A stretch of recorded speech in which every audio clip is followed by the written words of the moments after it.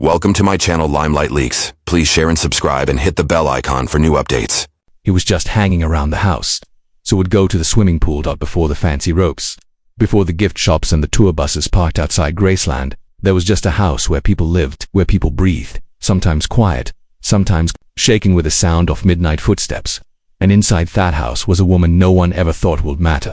She wasn't family, she wasn't part of the group, but she was there every night, every morning, cleaning up messes, folding clothes, watching through world's most famous man fall apart behind closed doors. Her name was Nancy Rooks, and for almost 10 years she stayed hid the shadows of America's most famous house. She knew what Elvis ate when no one was watching. Shaq knew who came home late, who left early, and what the king really looked like without the lights and the cameras. For 40 years she said nothing until near the end of her life. She finally talked, and what she told people didn't just break story wide open.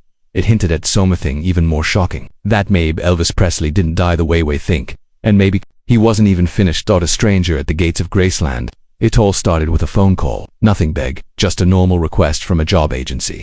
A maid was out sick. They needed someone to work at Ahu's on Elvis Presley Boulevard. Nancy, who had no idea what she was walking into, took the job. A week, maybe two, just until the other girl came back. That's what they told her. But Graceland wasn't like any other house, not in smell, not in feel, not in the way time seemed to move behind its walls. Nancy walked in thinking she would clean. Instead, she stepped into a world where everything was weird, around one man's fame and where staying quiet was important. Vernon Presley, Elvis's father, saw something in her almost right away. Not just how hard she worked, but how calm she was. There was no excited screaming, no ticking behind doors. Nancy was calm, still, the kind of woman who could blend into the wall and hear everything without saying a word. Vernon asked her to stay. What started as a short-term favor quietly stretched into 10 years. 10 years, inside one of the most famous homes in American history. She wasn't hired because of who she wasn't part of the Memphis gang. She didn't wear sparkly clothes or take photos, but before long, she was cooking Elvis's midnight snacks, making his bed, washing the stains from his hurts before the newspapers ever saw them. On paper, she was the maid. Really, she became something else completely. And Elvis was watching her too. Not just as help, but as Sumione. Different from the rest. She didn't ask for autographs, she didn't ask for favors. She showed up, she stayed late, and most of all, she never asked questions. But behind those quiet eyes, Nancy was seeing everything. And Elvis may have known it. Midnight meals, sound quiet songs. Most people saw Elvis as a whirlwind, a show in sparkly clothes, a man who filled every room with noise, charm, and the weight of 1,000 people wanting things. But Nancy saw the version no fan ever get close to, the one who walked barefoot into the kitchen at midnight.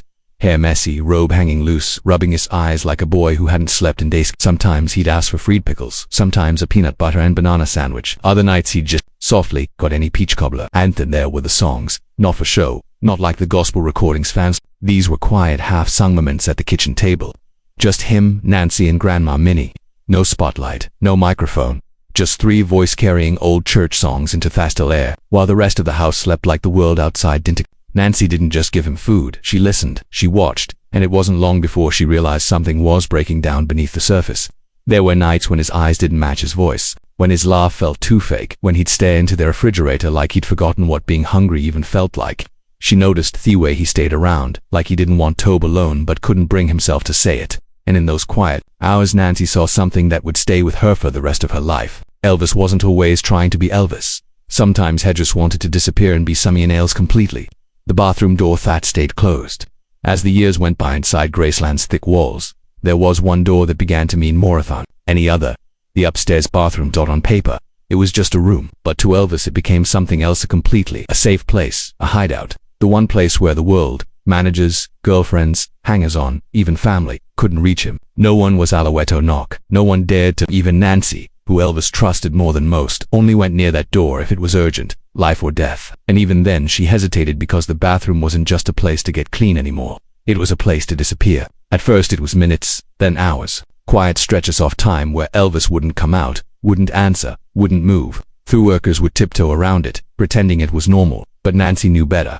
She began watching the patterns, not just how long he stayed, but how he seemed after. Paler, slower, empty. Something was happening behind that door. Something had nothing to do with fame and everything to do with escape. It wasn't had cameras he was hiding from anymore. It was something darker, something and Nancy started to wonder if one day he might never come back out.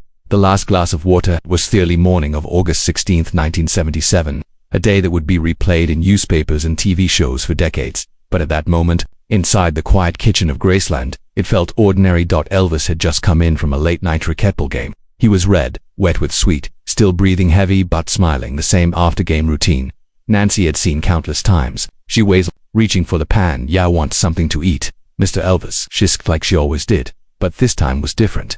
He waved her off, not rudely, but with an unusual tonus. "No, I just want water." Nancy handed him the plastic jug, the kind they usually used for orange juice, and what she saw next never left her. Elvis didn't just sip. He drank like he was super thirsty, like something inside him had burned up overnight, like the water wasn't cooling him down. It was holding him together. She thought maybe he was just too hot from the game. That's what she told herself. That's what settled Pauline too, when they both noticed how fast he'd grabbed it. Beautiful. And then, something felt wrong. There was a look in his eyes. Nancy couldn't. A heaviness, a fog, almost as if knew something was coming, something no one else in the room could feel. And as he turned to go upstairs one last time, Nancy didn't realize that was the last moment they'd ever talk. A voice kept buried. For 40 years, Nancy Rooks kept her mouth shut, while others turned their memories into books, interviews, TV specials, some making a fortune from their time at Graceland. Nancy watched quietly from Day lines. She never made money, never pointed fingers, never spilled secrets. People thought it was loyalty. Some thought it was fear. But those who knew her best said it was something else, something harder to explain. A weight, a promise, a truth too heavy to hand over to strangers. But time, as it outweighs those, began to wear her down. As her health got worse, the memories became harder to carry. And in a rare moment, at a small, quiet gathering long after the world had stopped asking, someone asked a simple question. If you could tell the world just one thing about Elvis, what would it be? Nancy looked down at her hands. There was a long pause. Then she said, barely above a whisper, "I don't think he died the way he said he did." It wasn't said with drama. It wasn't a big headline, but the room fell completely still. Because it didn't sound like a guess or a rumor, even regret. It sounded like something deeper, sadder, something that had lived just beneath the surface all these years and was finally beginning to push its way out. The book's Elvis. When Nancy finally began to speak, really speak, her voice wasn't bitter or angry. It was slow, tired, the kind of voice that had carried too much for too long. And what she told people wasn't just about pills or pain or Presley's final hours. It was about something people never noticed because they never bothered to look. Yes, there were medicines. Yes, his body was swollen, his schedule backwards, his synergy all over the place.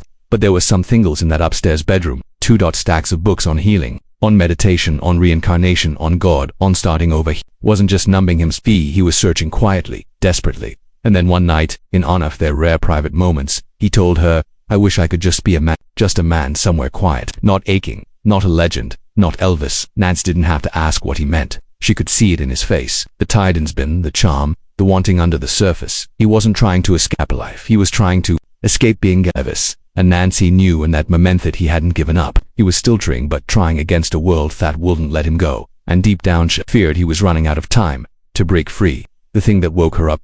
Years after Elvis was buried, Graceland didn't go quiet. Not for Nancy. She still worked the night shift, long after the tourists were gone and the lights dimmed. Alone in those huge halls, dusting the glass Kasusoff jumpsuits and gold records, she started to notice things. Lights flickering, changes in the air, the subtle sound of something. Watching, she never talked about it like it was ghost stories. That wasn't her style. To Nancy it felt more like Sumiane checking in, the kind of presence you didn't see, but you feel, especially in the trophy room, where Elvis's suit stood frozen in time. One night, exhausted, she lay down beside the display case, just for a moment, just tourist. The room was still until it wasn't. Something shook her foot, firm, on purpose. She sat up fast, heart pounding, looked around. No one shed and screamed. She didn't run, she just smiled like it made perfect sense. "Mr. Elvis," she said out loud, "I know what you did. You did that to wake me up." And somehow she wasn't afraid because she knew he was still there. Still walking those halls, still watching over what was his.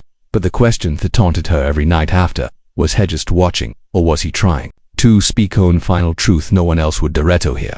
The whisper that changed everything. Just months before her death, Nancy sat down for one last conversation. It wasn't for a news crew. There were no cameras, no lights, just a quiet, a friend, and the sound of her breath catching between words. She didn't cry, she didn't build it up. She just told the truth as she'd carried it all those years. "They say he overdosed," she said, "but I think he was exhausted, not just in his body, in his spirit." She paused for a long moment, as if to go on. He wasn't careless that morning, he wasn't high. He just wanted sleep. But then came the story she had never told before. Something so small, so quiet, it might have gone unnoticed if not for the weight of it. A few days before he died, Elvis looked at her with tired eyes and asked, "You think people can start over?" Nancy said she remembered smiling, thinking it was just a passing thought, and then hesmalled back. Maybe I will, he said. Not like a joke, not like a dream, like your plan. Nancy didn't push him. Maybe I should have. Maybe she didn't want to, no. But even decades later, that man stuck to her like a secret tool to keep and too dangerous to say. Because if Elvis Presley meant those words, then maybe he was never planning to die at all. The ghost in the kitchen. Even now, long after Nancy and Elvis are back gone, the house still holds secrets. Some say you can feel him there in the quiet between tours when the velvet ropes move just slightly or when lights flicker for no reason. Nancy said he loved that house. He loved us. I don't think he ever really wanted to leave, and maybe in some way hadn't. But if Elvis really was planning to leave everything behind and start again, what stopped him? And what would world look like if he had lived long enough to finally walk out that door? If this story moved you, hit that like button, subscribe for more Untold Agains, and check out the next video on your screen. You won't believe what wine covered next.